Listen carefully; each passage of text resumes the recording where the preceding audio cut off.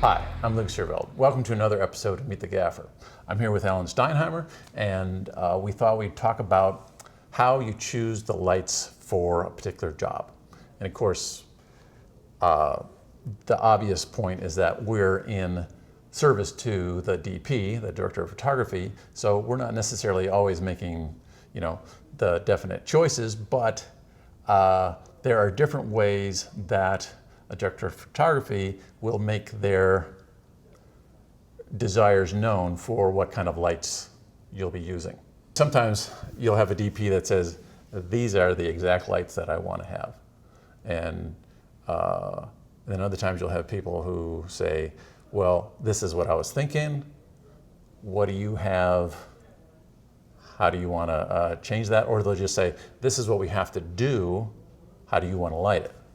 Yeah, I think both of us have the same sort of gamut of, different personalities who work with on the DP front. And on some sort of TV format kinds of projects, they might even call us a lighting director, at which point we're doing like 90% of the lighting. But it's subtle, the interplay between, the gaffer and the DP. I might have younger cameramen or camerawomen who know less and aren't super controlling and will allow me a lot of freedom to pick what I want, to people who specify every single instrument and that's all we're going to use. Right. And I actually like somewhere in between there where it's the more collaborative thing, totally. That's sort of the hallmark of film production, where there's an interchange, where each sort of putting some opinions out there, possible choices, and even potentially, I say this all the time on set, hey, let's audition X. Right. And we'll bring a light out and we'll see if it works, and you need to do it in sort of a timely, quick fashion. You can't, audition 8 different versions of what the key light might be. Right. But you might have a choice of, say, 2. Or you might argue in favor of one over the other as the first audition, because let's say, for example, 2 of the lights that I use a lot for the key. One is the ARRI S120. Well, that's a real gaffer light because at 50 inches wide and long, it's a big case. Right. And most people don't take it out. I like it because I put it behind 6x or 8x diffusion, and it's a really soft key. Yeah. But I also have light mat 8s that I use for a key, and that's 40 by 40 inches.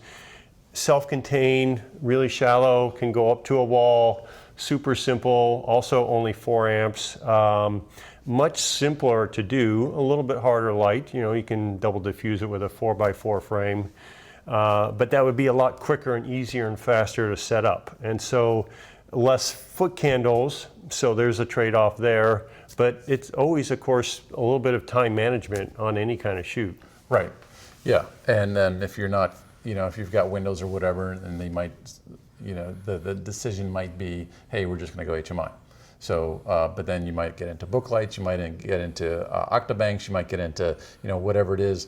So there's all kinds of choices, and we thought we'd talk about how do you make those choices, because some camera folks really aren't that used to having a separate lighting person, or they're maybe not up to date with all the latest gear. So sometimes people might say, oh, what I was thinking of was, a bunch of Kinoflows and a bunch of HMIs, and then we might offer, we've got, all these LEDs that can do most of what you're talking about, and we sort of go forward with the conversation that way. So that give and take, there's so many different permutations, but like you said, you sort of have go-to things at the moment that you're using, like the light mat 8s and the 120, and that changes over time, and often we're sort of seeing what the next thing is sooner than some of the folks that hire us, but not always. Some people say they want to use what's the latest and greatest, and we don't quite have it yet. And so then you have to sort of negotiate that too. or someone comes from a larger market area, comes to, a smaller market area and says, do you have, a bunch of these? And you're like, no, we don't. Admitting to our bias as gaffers, and so we're owner operators, so we own trucks and we like to go out with trucks. In fact, I'm not sure I would actually go out with somebody else's truck if asked to do so. But probably half of my clients are returning customers working in a similar level as to the last time I did a job for them. Right. So I get a call from a production manager, and if I've done like 10 or 15 corporate jobs with them in a sort of certain budget category, I sort of have a sense of what's going to be needed. But if they're from out of town and they're coming in, it's just as difficult for me as someone who's relatively new in the business to try and scope out, and that's the word I exactly use. Mm-hmm. When I'm talking to like a new production company or a new DP, I say, what's the scope of this job? How big is it? Is there only one setup? Is it only one interview?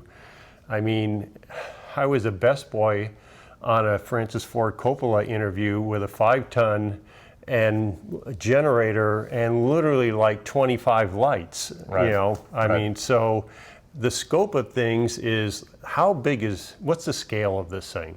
My father-in-law was an architect, and when people would say, so, we want to do this house or this building, how much is that going to cost? And he would say, well, how long is a piece of string? And and so it's kind of that, getting often people will jump the gun to how much, this is what we want to do. We've got, 2 interviews, and how much do you think that will cost? And you're like, well, let's back up a little bit. How many cameras? Are we moving from one interview area to another? Is there a company move? Is there, what are are you going to use a dolly? Are we seeing windows? All those kinds of different things that you can ask questions about. And then eventually you want to get a sense for what kind of budget they have to work with. And often people will just completely downplay what the project is. And if you don't get enough information, you show up on the job and people will actually hide the fact that they've really got 30 people on the crew. And you're like, wow, I had no idea. I mean, it usually doesn't get to that, but there have been instances where I just show up and I think like, this would have been nice to know. I think, in some ways, by the production manager or the line producer, we get cast as the used car salesman. So they want to go into the negotiations with like lowering the expectations for money and trying to keep this thing smaller or costing less money, knowing that, the price may rise, when you get to the finance guy in the used car department and they offer you the, whatever financing and so on. And so, I get a fair amount of that. It's really only on smaller corporate jobs that are repeat customers that you get into a sort of rhythm. Right, of that. you have trust with the producer or the production manager, and you all kind of know what you're going to be doing. And then our model of sort of the pay as used works well because they kind of know that all the lights are going to come that they're going to need, and they're just going to pull the ones that they will need for that day, and they trust that it won't be crazy expensive, but they'll still give you kind of a ballpark number where they want to be, and everybody is on the same page. But you have to sort of build that rapport when it's someone you haven't worked with before or someone from out of town, and that's a little dance. Plus, then you have the added dance of, like, often you'll get approached by the producer. They want to come up with a number because they're trying to fit it in, slot it into their budget, and you feel that you really should talk to the DP first before. And so often, that's part of the negotiation. It's like, could you talk to so and so first? and then once you've talked, get back to me with a number. That happens a lot. I also, though, get the phone calls too where I ask who the DP is and they say, oh, we haven't picked them yet. Yeah. It's like, oh, okay. Right. But they want to get numbers. Absolutely. Even though, because they need to budget now and bid and so on, or they're very close to bidding, or there's a certain amount of flexibility left. So, we're basically trying to generate some kind of number.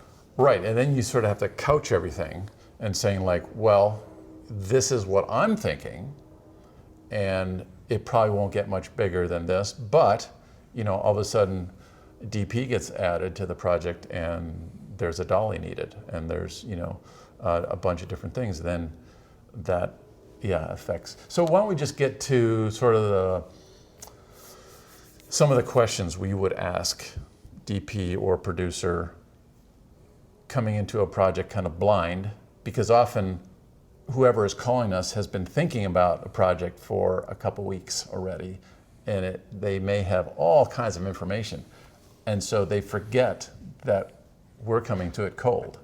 And so there's a lot of assumptions being made, and we need to sort of dig those out in order to come up with a practical number for them. So some of the things are like stage, location, Daylight, tungsten. how many people. What's the grip and electric crew? Yeah, how A lot of big are times we when gonna I be? say, and how big is the crew, they never think grip and electric, they think the entire crew, but I Right. try and That's get true, them yeah. to be specific about grip and electric.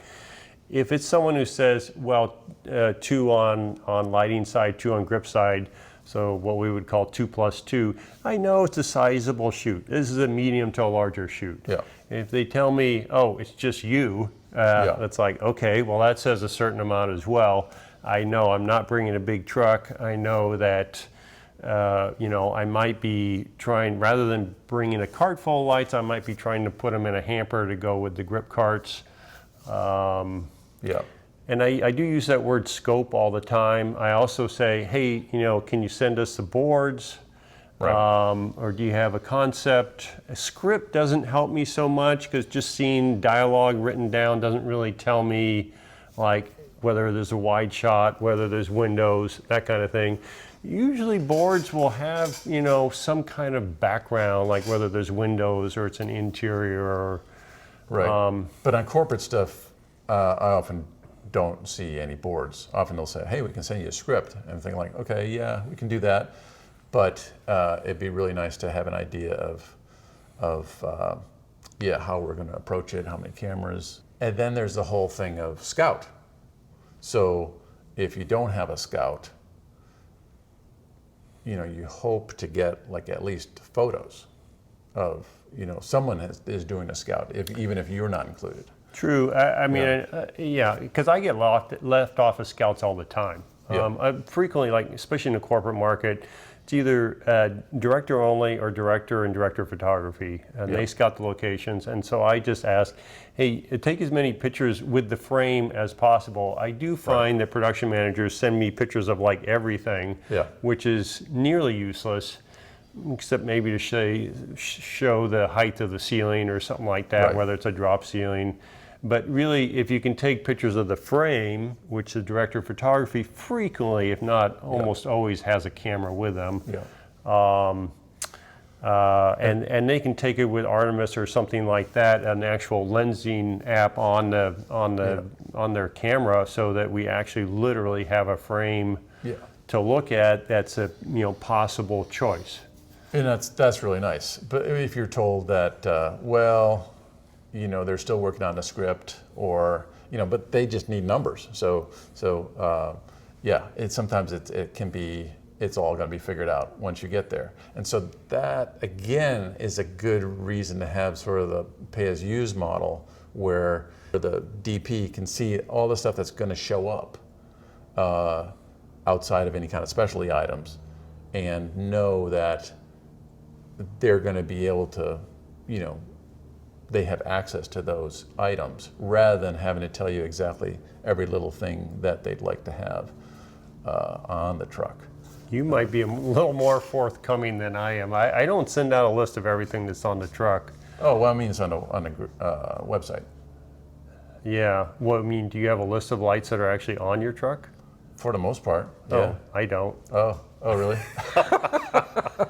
Yeah. Well, you have a much larger inventory. I don't have that much stuff, so. Yeah. Well, my problem, I mean, I always have a certain amount of lights on the truck. Yeah. Usually too many that you would want to use on any given job. I don't want people thinking there's a giant candy store. I want them to think there's a little candy store on board. So if they don't like the first candy that they get to try, then there's another possibility. Yeah. I also find that the idea of pay-as-you-go works a lot better if there's a cap number. Right. If someone says, look, I've got $1,200, look, I've got 15, I've got $2,000, is this gonna work? It's like, that just saves a whole lot of time. I mean, that can work on a smaller scale too, even without a grip truck. If someone says, I mean, when I started my career, I didn't have a grip truck. And people would say, hey, we have $300, we have $400 for lights. Well, that tells me what to bring, how big, what the scope of things are, And especially, I think on smaller shoots like that, people do tend to be a little bit more upfront about what the actual money is. Yeah, because it's usually really tight. Right. So they've allotted this much, and usually it's a number that's a little low for what you're going to provide. And so then it's kind of an education. And yeah, I always think of it as a dance because you are kind of circling around how it's actually going to turn out, and you don't quite know what it's going to be. So it's like interpretive dance, yeah. Well, the other thing too, the most potential for misunderstandings comes with out-of-town crews. Yep. So if I feel like I'm not getting the information for me to sort of scale this production, a lot of times I'll say, hey, get your DP to send me a list of lights that he wants to use, or her, and I will send an estimate back that same day, usually that night. Yeah. Or if I'm in my home office within an hour, and I'll put down the list price for every single light that's on that list, and that will immediately start a conversation about whether we're in the neighborhood of what they want to spend or not. Yeah. Right. No, that's actually really good. I think I work on smaller stuff usually, so maybe it's more of a negotiation kind of thing where they're not quite sure what they're all going to be using. And then there was this situation recently where I was told, look, we are going to be filming in a couple different cities, and so we want to match the type of lighting in those different cities. So this is what we'll be using in this other city. Is that, can you provide that? And then when I sort of balance that with what they wanted to do, it's just simple interviews and B-roll. Then I thought what that other city is going to provide isn't versatile enough, It seems like we could have a couple more units that could make this a better shoot for us. And so I kind of proposed that, we went with it, and I felt like it fit well. I'm a little worried that the fewer units that they'll have in the other city, won't fit as well. But the prices were actually similar. So yeah, that's also the difficult thing compared to like an owner-operator versus, a rental house that doesn't care so much about the ins and outs of your, or the intricacies of your job. They just want to know, what do you want? and so I feel like we give a little bit of better value being the owner-operator, where we can help them think through their job. And rental houses do that too. But if they're not going to be on the job, yeah, it's the person asking for the gear needs to be knowledgeable enough to do that. And yeah.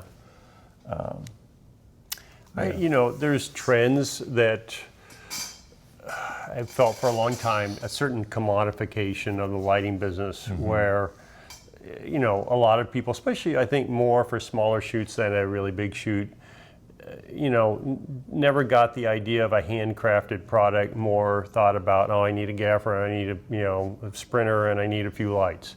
Right. And they literally won't wait very long after they text or email you for a response, and Right. and they feel like you should work for their rate, whatever it is, and some of that stuff we just can't do. We've been doing it long enough, that, and I don't particularly care for that sort of approach to the business. Right. I'm in the film business because of a certain art factor, a certain collaboration factor.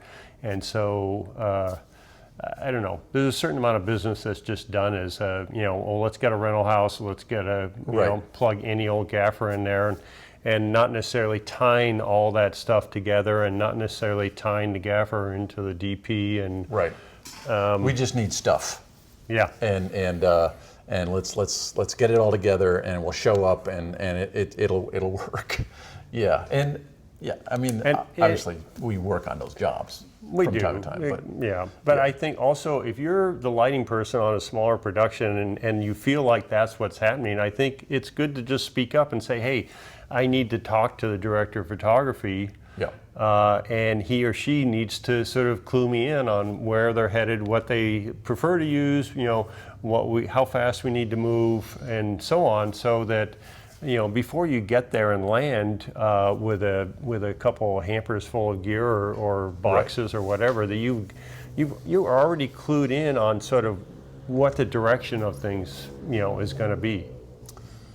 Yeah, and there's so many different scenarios. It's like if you do have the people coming from out of town, they may be on the road, so they don't have a whole lot of time. So you're dealing with different time zones and stuff like that, and so you're trying to get that information from the DP, but that person, sleep deprived and trying to figure, you're trying to get your schedules together just so you can have that conversation so that, everybody can feel good about it. And if it's left to the last minute, then you're just like, get us the lights on the list. But sometimes you get like a list from Europe, and sometimes I don't even understand what they're asking for. Metric sizes. Well, metric, but also just like names of things, like of grip. I don't have a good example, but I remember having that from time to time where you're just like, okay, I need to talk to somebody, because, or you'll get the list that they sent to everybody and it's changed, but the production coordinator has that list from the beginning, but then you talk to the DP and the DP's like, oh yeah, we don't use half that stuff anymore. This is what we want. And I'm like, okay, let's start there now. And so it's all about communicating with the right people to make the choice. And then you have that little push me, pull you seesaw between producer and DP sometimes. One person wants the world and the other person wants the budget.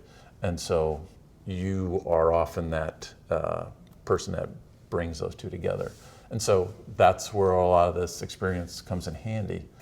This far into my career, I try not to take too much responsibility in the sense that when you have that very disconnect that you're just talking about, and the DP thinks that we should have a list of 20 lights, and the production manager hardly has any money at all, I will just put it in. I'll put them both on the email. It's like, oh, I got the list, and here's my estimate, and apparently it's quite a bit over the budget. I usually I'll give the DP the courtesy first, but eventually, if this isn't resolving itself, it's not going to be my problem. Someone else has to step in here and either bump the money up or reduce the lighting list. Right.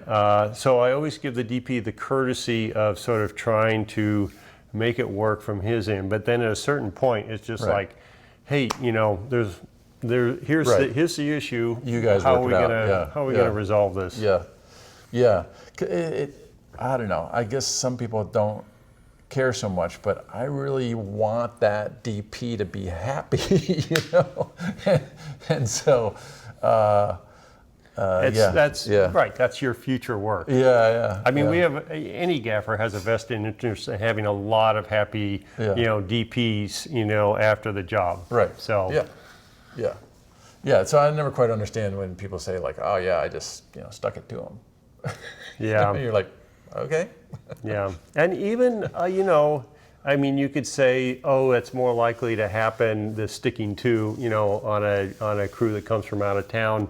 Mm-hmm. But I mean, I've worked for production companies from Chicago and New York, and I swear my name gets passed around in those small circles. Too small of a world. And I get their buddies showing up because they were happy enough with the job I did last time. So it may not happen for a couple of years. Yeah. And then all of a sudden, I think you have to keep the positive flow in the universe rather than being. And everyone's had. I mean, I've heard stories from DPs from here, the San Francisco area, that travel elsewhere, and they've gotten grip trucks where there's not a single C47 or spring clip on board, because it wasn't ordered. Right. So, there's enough horror stories that just providing a reasonably reliable service is already like, you might be ahead of the curve, Yeah, that whole service element of having the sort of peripheral stuff, expendables and extra grip hardware, a few extra lights, that because there are always unexpected things on a given set. There are those tiny productions where there's no grip truck. Yep. Basically, you're the person in charge of the lights, and now you need to figure that out. And maybe perhaps the DP is not that helpful, or they're actually the director and they're saving money by shooting the thing. Mm-hmm. So I always start off with, if it's an interview, I want a soft key. So I want one light that's big enough with some kind of diffusion, whatever might be appropriate, that I can basically make it softer, or have the option of making it softer, or have a couple options of making it softer. Mm-hmm. So there's that. A lot of times I'm just doing card fill, and then whether it's a scratch or a backlight, picking some particular instrument. Of course, LEDs are so widespread now. Dimmable, once you get used to dimming, you can't go back. And color variable, once you get used to color variability, you can't go back. It's tough. And so I can't even bring myself to take a 4x4 Kino out anymore, even though I used that for like 10 or 15 years. Yeah, as a go-to, So, Now, are you talking about like a hamper or a two-hamper job? I'm talking about like a car job where you're picking up a few lights. Yeah. So, you basically get those two lights, and then you pick out something that might work for the background, and then try and round it out with just a little bit of grip stuff. Okay, so you're told that you're going to have windows, maybe, in some of the setups. Let's say you're doing interviews and B-roll, and you get 2 hampers. What would be your go-to units? Yeah, that's a tough question.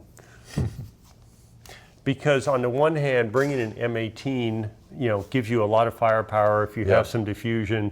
But on the other hand, that's not always an easy light to plug in a corporate setting. Be a circuit popper.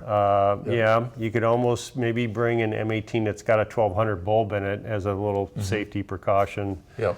I would probably still bring the sky panels and then try and double up, but that's a lot more money. Right. So maybe a small, there is still a place in production for small HMIs. Yeah. Because there's that window actually brighter and cheaper really than LEDs. Yep. A little harder to reduce with the scrims, going in half stops. Color it. But there's still a viable light for a lot of situations. Because on that type of job, you're probably not NDing the window. Yes. Manpower, cost, all those things, time. And so, so that's your key, say, a small HMI or whatever. Or maybe it's an S60 if that's what the camera person wanted, and they know that you can probably make it happen with that.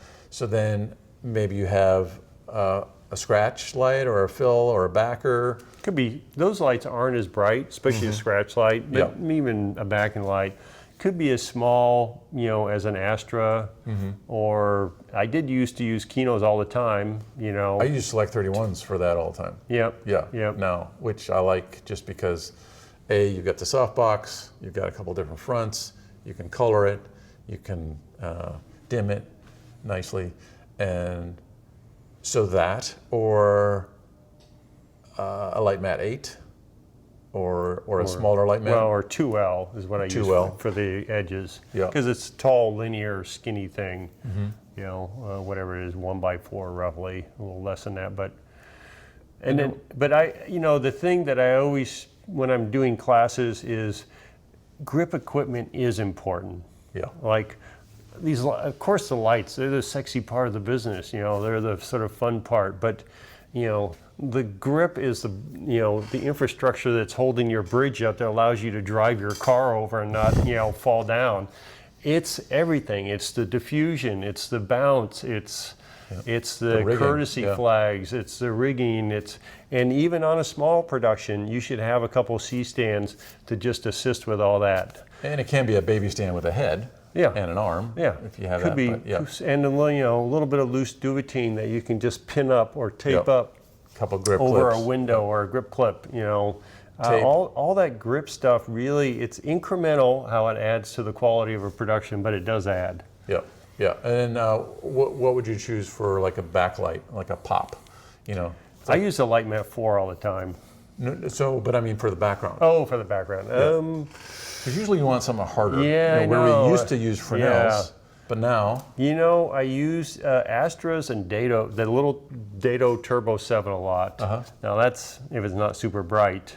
Right. I do actually use soft lights for the background sometimes. Okay. It's just a big soft wipe. Yeah. There's also the LED Lecos. Yep, I love those. Those are not bad. They're definitely on the harder side. A little bulkier to carry all the lenses with you, but. Yeah. I usually have like a 50 and a 36 daylight HD. I love those, even though there is some, color fringing when you make them softer. But usually, if they're deep enough in the shot, it doesn't matter. Yeah, and I like those too for like a quick bounce into a 2x3 Ultra. Yes. Just for a nice scratch or a fill. moving thing. They're great for shooting across a room and into something white. Yes. Yeah. And you can color tint. So you've got green, magenta, and you can warm and cool them. Yep. So they're pretty slick. Or a Jolico, 400, 800. Yep, that's true. The Jokers are great. They're small lights. They come in that handy little white case. Everyone's familiar with them. They're quick to set up, relatively quick to set up. I mean, we used to use 1 million tweenies, 600 watt tungsten Fresnel.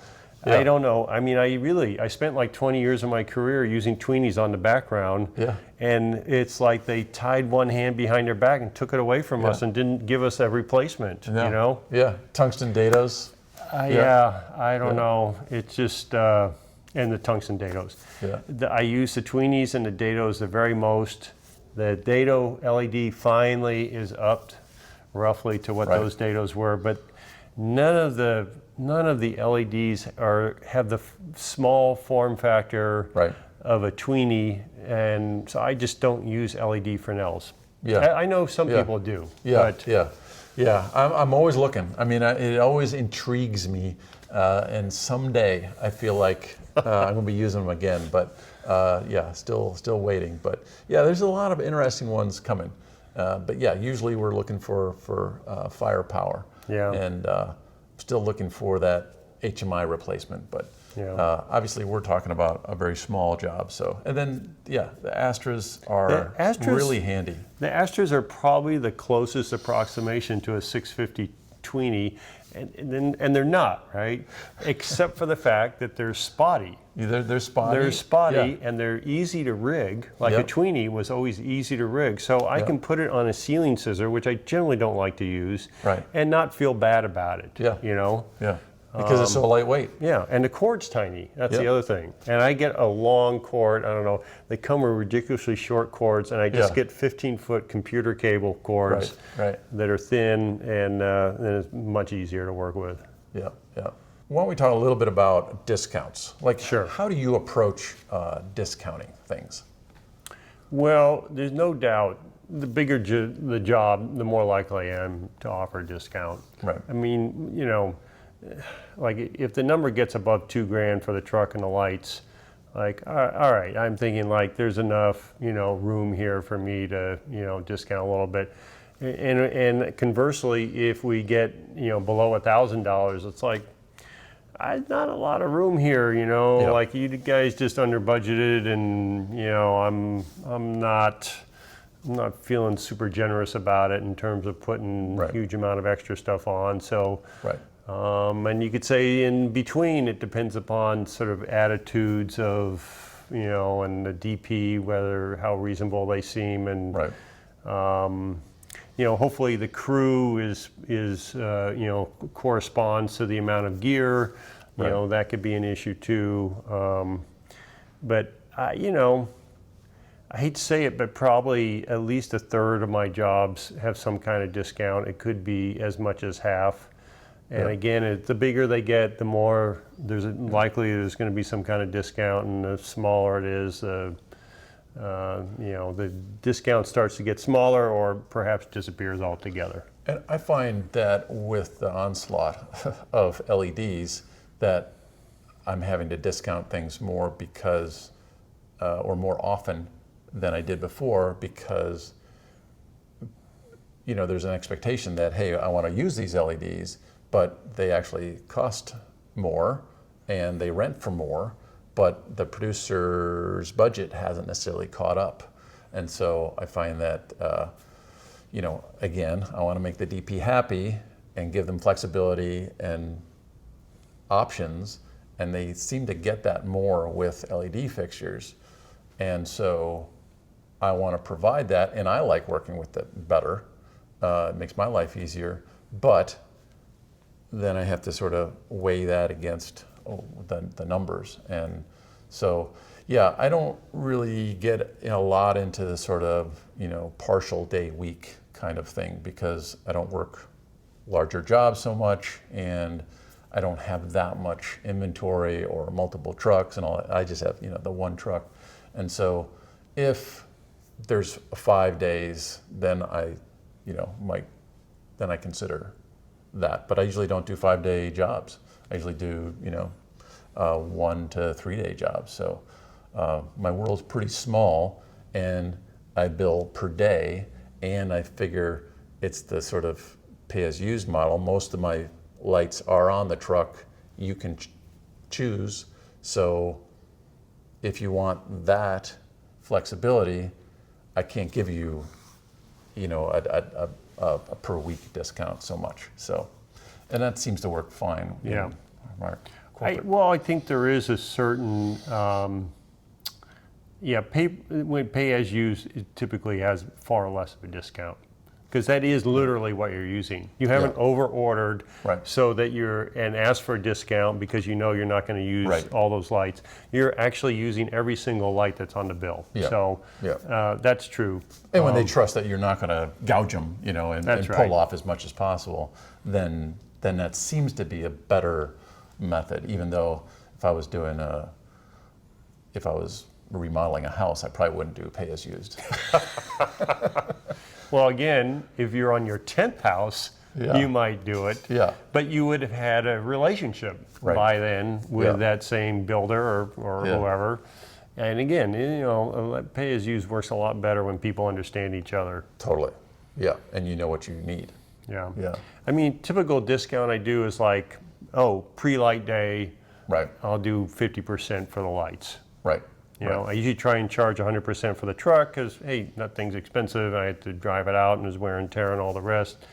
But I'll do 50% on the lights. Most of them aren't working for the full day. We may not even work a full day. Right. So that's like a typical discount. Yeah. And then if I'm sub-renting stuff, then that's usually in full whatever Right. that is, because it's not stuff I own, it's not stuff I've already amortized or whatever. I can't really help with the discount on that so much. Well, and on top of that, we're generally picking it up and dropping it off. Right, and we're not charging for that. Yeah. And there's all kinds of prep. I mean, it's like camera department, might have prep days. We don't really have that Yeah, so we much. On don't. features you do, Yeah. or larger jobs, but Yeah. so much. Yeah, we do so much pickup, drop off that's never paid.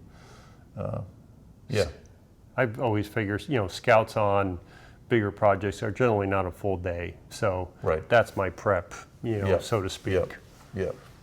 yeah, and I'm always thankful for a scout, but it doesn't happen very often. So, yeah, well, it's a big topic. It's a topic that has so many more avenues we could go down. But yeah, that's just kind of a beginning. So thanks for watching. We'll see you again next time.